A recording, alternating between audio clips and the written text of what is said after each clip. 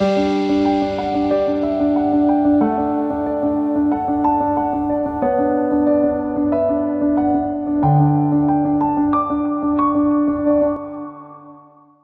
առավոտ սիրելի հեռուստադիտող, ինչպես գիտեք, նրանք բոլոր ովքեր մեզ հետևել են երկուշաբթի, երեքշաբթի, մենք այս շաբաթ խոսում ենք Հայաստանի Հանրապետության առողջապահության նախարարության հիվանդությունների վերահսկման եւ կանխարգելման ազգային կենտրոնի ստորաբաժանումներից եւ հյուրընկալելով տարբեր բժիշկ մասնագետների, փորձագետների, տարբեր պաշտոնյաների, մենք փորձում ենք միասին հասկանալ, իսկ ինչ է հանրային առողջապահությունը,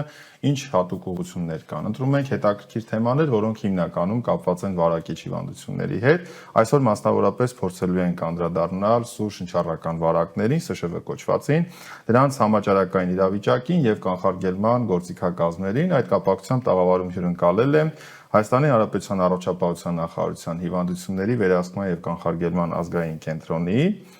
վարակիչ հիվանդությունների համաճարակաբանության վարչության բժիշկ համաճարակաբան Եվգենիա Խաչատրյանը։ Ես միշտ ապշում եմ այս երկար պաշտոններին հվկակի, բայց ուրիշ կերպ չես կարող անվանել։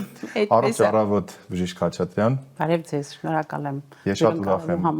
այո, որ դուք գտել եք այդ ժամանակը, գիտակցելով, որ ընդհանրապես մենք առողջապահության ոլորտի աշխատակիցներս լինենք անմիջական բուժաշխատողներ, թե էքսպերտներ բավական լուրջ բեռի տակ ենք իրականում, բայց այդքանով հանդերձ կարծում եմ մեր հանրությունն արժանի է, որ մենք իրենց տանք հավաստի տեղեկատվություն, ինչը որ ձեր շուրթերից լսելը իհարկե մեծ պատիվ է, այդ թվում ինձ համար, որովհետև չեմ կարծում, որ համաճարակաբանության գիտելիքները պետք է ինչ-որ սահման ունենան երբևէ, դրանք անընդհատ փոփոխվում են, անընդհատ ընդլայնվում են։ Եկեք փորձենք այսօր ընդհանուր առմամբ հասկանալ սուր շնչառական վարակների համաճարակաբանական ասպեկտները եւ մեր օրակարգում դիտարկենք նաեւ ՀԿ-ի դերը,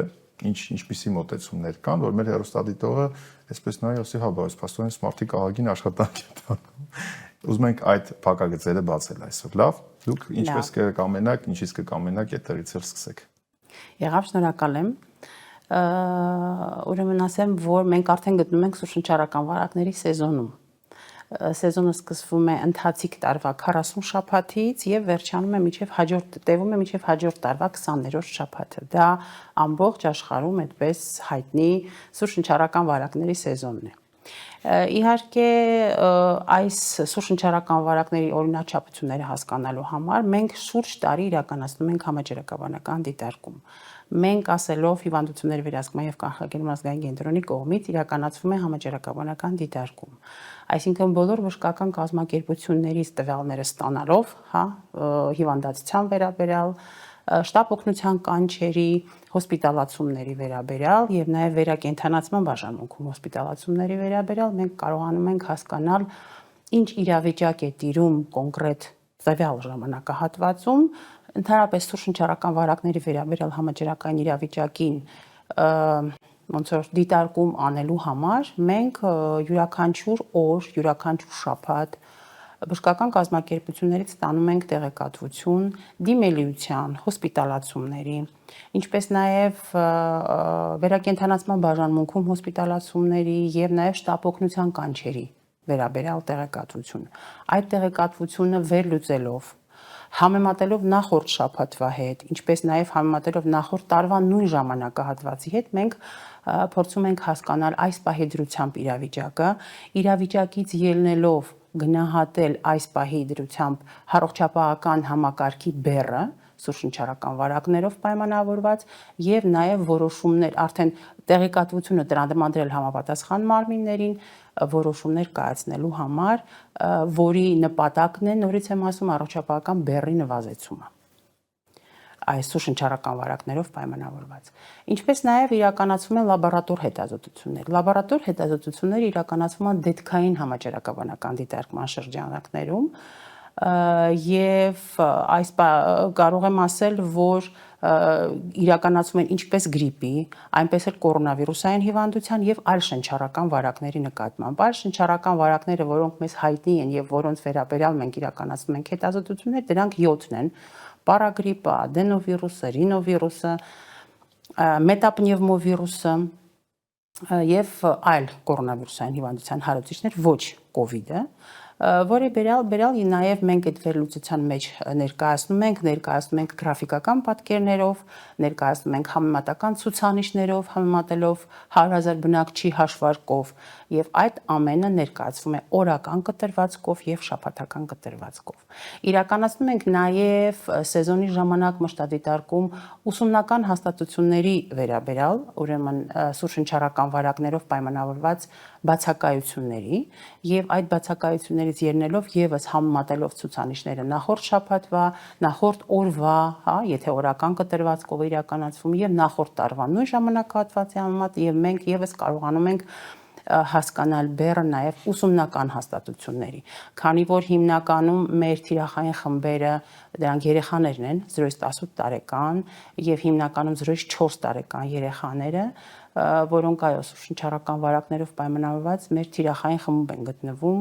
ելնելով տարբեր հանգամանքներից, ինչպես նաև կոնկրետ շնչառական համակարգի, հա, այսպես իրենց զարգացվածությունից, դրա համար հիմնականում լինում են նաև երեխաների շրջանում նախադպրոցական կազմակերպությունների այդ մշտադիտարկումները մեզ օգնում են, որպեսզի մենք կարողանանք նաև կանխարգելիչ միջոցառումների վերաբերյալ տեղեկատվություն տրամադրել նաև ուսումնական հաստատություններում, որպեսզի մենք չունենանք այդպիսի շրջանառություն, հա, այդպիսի սուրշնչառական վարակների մեծ բեռ նաև ուսումնական հաստատություններում։ Այս գործընթացի մեջ քանի ստորաբաժանում է ընդգրկված եւ քանի մասնագետ, այսինքն ուզում եմ հասկանալ մի մասնագետի բեռը ամբողջ հանրապետության կտրվածքով։ Մասնագետները շատ են։ Ստորաբաժանումը իհարկե զբաղվում ենք վարակիչ հիվանդությունների համաճարակաբանական վարչության կողմից է իրականացվում այս ամենը եւ նաեւ բոլոր ստորաբաժանումների մարզային մասնաճյուղերի եւ Երևանի զանգերի կենտրոնի կողմից է իրականացվում հիվանդությունների վերահսկման եւ կանխարգելման կենտրոնի, որ տվյալները երբ որ ստանում են բժշկական կազմակերպությունների կողմից, արդեն այդ ամենը վերլուծվում է յուրաքանչյուր թիվ վերլուծվում, որ հասկանալու համար այդ թիվը համապատասխանում է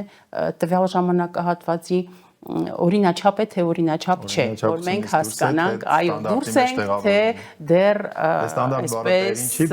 օրինաչափ ենք, այո, օրինաչափությունները կարող է ասել որտեղին է։ Քանի որ մենք ավելի լավ ենք պատկերացնում, ինչպես այդ բուրգը աշխատում, ամեն դեպքում եկեք հեռուստադիտողի համար էլ բացենք փակագծերը, օրինակ խոշոր բժշկական կենտրոններում ովքեր են մեր սուրհանդակները, այսպես հա մեր ներկայացուցիչները, մեր գործընկերները, առողջության կենտրոններում ինչպես է դա արվում, համաճարակաբանները կենտրոնից կենտրոն ըստ կառուցվածքի ինչ գործառույթի ծավալ է ավելանում, պակասում կոնկրետ այս մասով։ Բժշկական կազմակերպություն յուրաքանչյուր երբ որ անձը դիմում է բժշկական կազմակերպություն, այնտեղ հաշվառվում է ինքը եւ համապատասխան ախտորոշվում է իրականացվում եւ ախտորոշման մասի վերաբերյալ տվյալ բժշկական կազմակերպության պատասխանատուն, դա լինի համաճարակաբանը, դա լինի ուղղակի կլինիցիստը կամ ովքեր որ պատասխանատու են տվյալ գործընթացի համար, իրանք տրամադրում են տվյալները համապատասխան, եթե դա մարզային է, մարզային մասնաճյուղին, եթե դա Երևանում է, Երևանի զանգերի կենտրոնին, որից հետո այդ տվյալները մուտքագրվում են սուրշնչառական վարակների էլեկտրոնային համաճարակաբանական համակարգ, որտեղ արդեն այդ ամեն ինչը վերելուծվում եւ ինչի համար է այդ ամեն ինչը արվում բնակչությանը ավելի կոնկրետ իրական տեղեկացնելու համար, այ մենք մշտական ասում ենք, որ սուրշնչառական վարակների սեզոնում ենք գտնվում եւ հորդորում ենք, հա, առողջապահության նախարարությունը ընդհանուր հորդորում է բնակչությանը լինել զգոն, իրականացնել այն կանխարգելիչ միջոցառումները, որոնք կարող են նվազեցնել, ամբողջովին մենք չենք կարող վերահսկել, որովհետև դա օդակաթիլային վարակ է, բայց իրականացնելով այն մի փոքր կանխարգելիչ միջոցառումները, ինչպիսիք են ձեռքերի հիգիենան, ինչպիսիք են օդի, հա, անընդհատ օդափոխությունը, անընդհատ խոնավ մաքրումները, եթե ցուրտ է հագնվեն եղանակին համահունչ, որովհետև մրսածության գործոնը եւս կարող է նպաստել ջերմաչափման մասին ենք մոռանում խոսել, որ մի բան շատ ընդունված էր, մենք սիրում ենք, չէ՞, ամեն դեպքում հետաքրքիր ազգաբնակչություն ենք, այսպես եթե բազուկը կա, եթե պահանջը կա, մի պահ ուր ուզում է մտնել, անգամ security-ն այդ անվտանգության ջերմաչափվեք մտեք, այո։ Հիմա չկա, բացարձակապես ըստ էության շատ քիչ հաստատություններում կա, այդ գոնե թե այդ մշակույթը պարտադիր չի COVID-ով պայմանավորված լինի, այդ սարքերը ինչքան հասանելի են մի պահ, գոնե թե սեզոններին ինչ որ հորդոր, ինչպես է դա վերահսկվում եւ ինչքանով ՀՎԿ-ը իրավունք ունի նման մեսիջ ուղղել, որ գիտեք ինչ էլի գործատուներ կամ սա նշան է եւ ավելի հավաստի տվյալ է մեզ տալիս, չէ՞ որ հավանականություն կա։ Գիտեք ինչ ասեմ, ջերմաչափման պահով այսպիսի կոവിഡ്ի ժամանակ է դա ավելի արդիական, հա, սակայն այն բոլոր կանխարգելիչ միջոցառումները, որոնք ես նշեցի, ինչպես նաև դիմակների կրումը, որը մեր այսպես ասած ոնց որ այդքան էլ չեն փորձում, հա, այդ ամեն ինչը իրականացնել, եթե մենք գտնվում ենք, ասենք, սեզոնում, օրինակ մարդաշատ վայրերում իմ հորդորն է, որ կարելի է նաև կրել դիմակներ, մենք չենք կարող այսպիսի կոնկրետ բնակչության համար ասել, որ դա պարտադիր է դիմակների կրումը, բայց համենայն դեպս գոնե այն քրոնիկ հիվանդները, որոնք որ ունեն ուրեմն ռիսկի խմբում են գտնվում եւ իրենց հորդորները այդ ամեն ինչը իրականացնելու,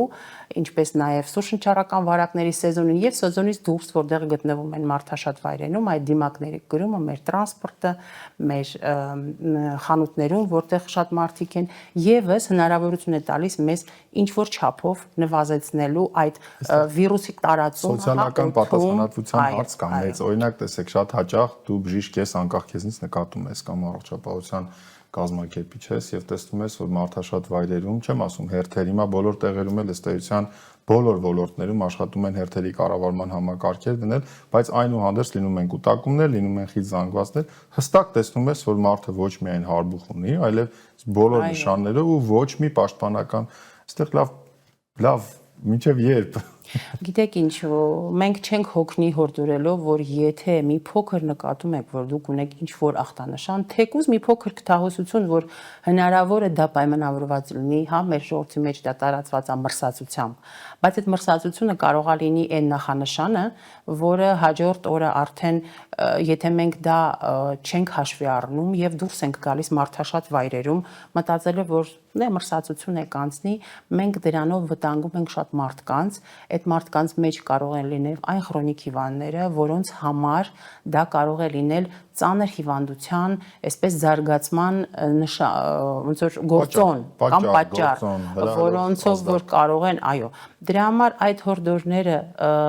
նորից կրկնում եմ, այն բոլոր կանխարգելիչ միջոցառումների,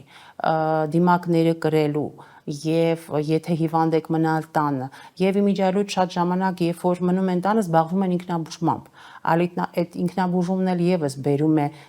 շատ ժամանակ ծանր դեպքերի զարգացմանը, որովհետեւ ուղղակի լսելով այս կամ այն հորդորը, որ ինչ որ մեկը հակաբիոտիկ է ընդունել, հա, եւ նշանակվում եւ իրենք գնում են եւ գնում այդ ինչ որ դեղատնից գնում են այդ հակաբիոտիկները, այստեղ մեկ այլ դաշտ ենք մտնում, բայց իրականությունը մեզ այնուամենայնիվ հուշում է, որ այդ դեղատոմսերից զատ միևնույն է մեկը աշխատում է պարկեշտ, նորմալ չի տալիս, բայց կան մարդիկ, ովքեր միևնույն է բաց են թողնում, այսպես լավամարդ լինելով, տակից իրենց գործը, բիզնեսը առաջ տանելով, սրանք արատավոր երևույթներ են եւ ճիշտ եք ասում եւ այդ ինքնաբուժությունը շատ հաճախ բերում է շատ ավելի վատ տեղ է մեզ հասցնում։ Ուղղակի ուզում եմ ասեմ, որ հակաբիոտիկը վիրուսների վրա չեն ազդում, դրանք ազդում են մանրեների վրա, իսկ սուրշնչառական վարակները դա իրենք հիմնականում վիրուսային վարակներ են։ Բժիշկ Խաչատրյան, ամենից վիրավորականը չասեմ, բայց ազդվելու ենթակա միտքը այն է, որ մենք հիմա այստեղ խոսում ենք, բայց վստահ եմ, որ հիմա ամեն ինչ թողնենք գնանք այսպես մոտակա ռեգիոնում մի շրջայց անենք, մենք կտեսնենք դեղատներում ինչպես են հստակ ուղղորդում եւ ինչպես են այդ խորհրդատվությունները շրջանցելով բժշկական օղակը տոտալ, այսպես իրար հետ լավամարդ լինելով, այն մեկը իր բիզնեսն է զարգացնում, այն մեկը երջանիկ է, որ բժշկին փող չի տվել կամ հերթ չի կանգնել, բայց արդյունքում նաև սրանով հարցը չի լուծվում, հա, թեթև բաների մասին չի խոսքը, բոլորը դեղատներում կոնսուլտանտներ են, բոլորը այսպես, դա նաև իսկույն օրենսդրության ամեն դեպքում խնդիրն է։ Լավ, այս ինքնաբուժությանը չանդրադառնանք, չստացվի, սիրելի հեռուստադիտող, չստացվի այդպես մենք բժիշկներս մենք վեր ենք դասում ես, բայց չէ, էլի, բայց յուրաքանչյուր մարդ պետք է իր գործով զբաղվի այնուհանդերձ, ունենք առողջության կենտրոններ, պոլիկլինիկաներ, ունենք ցանկացած միջոց բժշկի հետ խորհրդակցելու։ Ամեն դեպքում երևի թե նաև գիտեք ինչ եմ կարծում, բժիշկ Խաչատրյան, որ պետք է սա լինի մանկությունից եկած դաստիարակություն։ սոցիալական պատասխանատվությունը դե ոչ միայն գրիպի օրինակով, բայց եթե ես բացահայտ գիտեմ, որ ես ինձնից վտանգ եմ ներկայացնում մեկ ուրիշի կյանքին, առողջությանը, դեռ փոքրուց պետք է սովորենք, որ դիմացինը արժեք է, մարդ է։ Եթե մեզ այդպես չեն դաստիարակում, մենք չպետք է զարմանանք, որ դեռահասները դպրոցում իրար են ծեծում, իրար են դանակահարում, անհանդուրժող են եւ այդպես շարունակ։ Լավ, վերադառնանք հվկակի մյուս գործառույթներին։ Ես ուզում եմ մենք փոքրիկ համեմատական անցկացնենք, օրինակ ինչ են անում աշխարհում այլ CDC-ները, այսպես ասած, որ մենք Հայաստանում չենք անում։ Կա այդպիսի բան։ Այսպես դժվար հարց է, գրիպի հետ կապված գործիքակազմերով մենք այն, հա, ասեմ, որ այդ տվյալները, որոնք մենք հավաքագրում ենք, հա, մենք տալիս ենք նաև այդ տվյալները մուտքագրում ենք եվրոպական համաճարակաբանական դիտարկման համակարգ, տեսի համակարգ է կոչվում, եւ նաեւ այդ տվյալները լաբորատոր հետազոտությունների վերաբերյալ, հա, այսինքն մենք նաեւ համեմատում ենք մեր տվյալները, որոնք մեր ունենք, այսինքն եթե մենք գտնվում ենք ակտիվ շրջանում, մենք համեմատում ենք արդյոք եվրոպական տարածաշրջանի երկրներում։ Մենք ռեֆերենս լաբորատորիաներ ունենք կամ ցուցանիշներ ունենք, որոնց հետ համեմատում ենք։ Լաբորատորիաների հետ չէ, ասենք օրինակ եվրոպական տարածաշրջանի երկրները եւս ուրեմն վերլուծություններ են իրականացնում եւ այդ դիտարկումներով կիսվում են համապատասխան հարթակներով, չափանիշ չեն, բայց համեմատականի համար են մենք անում, այո, հասկանալու համար արդյոք մենք ինչ փուլում ենք գտնվում, արդյոք մենք համահունչ ենք եվրոպական տարածաշրջանի երկրների հետ, ինչու նաև մեր հարևան երկրների հետ այդ ուրեմն ցուցանիշների վերաբերյալ, այսինքն ակտիվության, երբ է գրիպը շրջանառվում, չէ՞ որ մենք արդեն սեզոնում ենք գտնվում, ճիշտ է, սեզոնը դեռ առջևում է եւ միջև մենք ունենանք զարգացումներ, որը ցույց կտան։ Վերջին հարցս հիշեցի, որ ծնող եմ։ Եվ հիշեցի մանկապարտեզի եւ դպրոցի, հիմա մանկապարտեզը մեր ընտանիքում կոնկրետ արդիական չի, արդեն հաղթարել ենք, բայց դպրոցի այս խնդիրը դե ինչ անենք, երեխաները դպրոցից եւ մանկապարտեզից բերում են, այստեղ ինչ ասենք, էլի մայրիկներին հատկապես, մայրիկներին, տատիկներին, այո, իրազեկվածությունը շատ մեծ նշանակություն ունի այս պարագայում, ասեմ, որ զգոն լինեն մայրիկները, այսինքն ուշադիր լինեն երեխաների նկատմամբ ուշադիր լինեն այն պահով, որ եթե ունեն ինչ-որ ախտանշան, թեկուզ մի փոքր քթահոսություն, չտանեն մանկապարտեզ, շատ ժամանակ լինում է, որ ասում են դե հիմա քթահոսություն է կանցնի, երեխա է։ Մանկապարտեզը ու մեծ փողեր են վճարում, ամեն ամիս մի մեծ աշխատավարձի չափ բավոց չտանեն։ Գիտեք ինչ, երեխան երբ որ հիվանդացավ, եւ այդ երեխան հետագայում ծանր հիվանդություն ունեցավ, ծանր, հասկանալի է, բայց համենայն դեպս այդ հորդորներին հետևելով հավատացեք, եւ մենք նաեւ ոչ միայն ծնողներին, այլ նաև դաստիարակներին, ուսուցիչներին, բուժքույրերին, ովքեր որ աշխատում են տվյալ հաստատությունում, իրանց կողմից եւս իրականացնելով այդ բոլոր կանխարգելիչ միջոցառումները, հա, հետևելով երեխայի առողջական վիճակին, հատկապես նախադպրոցական ուսումնական հաստատություններում, ինչպես նաև եթե մենք ունենում ենք, տեսեք, եթե մենք ունենում ենք բարձր հիվանդացություն, մենք ուսումնական հաստատություններում համաճարակային ֆիլտր ենք իրականացնում։ Այս պայդրությամբ իհարկե մեր մոտ կայուն է եւ զարգացումները հետագայում ցույց կտան ոնց կլինի համաճարակային ֆիլտրի իրականացումը եւս, հա, այդ հարցերին մոտենալը ճիշտ եւ գրագետ մոտենալը հնարավորություն կտան նաեւ մեր ուսումնական հաստատություններում հնարավորինս չափ նվազեցնելու վիրուսի շրջանառությունը։ Այդ թվում բուհերում եւ ընդհանրապես խոշոր կոլեկտիվներում։ Այո։ Միշտ Խաչատրյան ինձ իմ գործընկերները հուշեցին, որ ժամանակն է արդեն ամփոփելու, թեպետ եւ ես չէի ուզի, որ մենք ամփոփենք, որովհետեւ իսկապես անհրաժեշտություն կա, որ հանրությունը ավելի հետաքրքիր արձագանքի։ Մի պահ դիմեմ մեր հեռուստադիտողին, սիրելի քաղաքացիներ, համերկրացիներ, ինչպես ասեմ։ Տեսեք, մենք նպատակ չունենք այս ընդգծելու, որ տեսեք դուք ամեն ինչ սխալ եք անում, բացարձակ։ Մենք իրապես ուզում ենք, որ մի քիչ ավելի աչալուրջ լինենք, հատկապես մայրիկներին, հատկապես գիտեք անչափահասների դեպքում, երբ որ այդ պատասխանատվությունը նաև մեր վրա է, մենք ավելի լավ է դասղեկին, չգիտեմ, ինչ որ մեկին տեղեկացնենք, որ այսպիսի խնդիր կա, կարծում եմ միշտ կընդառաջեն եւ կարծում եմ, որ մենք օրենսդրությունը չենք խախտի, բայց ավելի լավ է, քան որ անընդհատ նույն ընտանիքից 3 տարբեր երեխա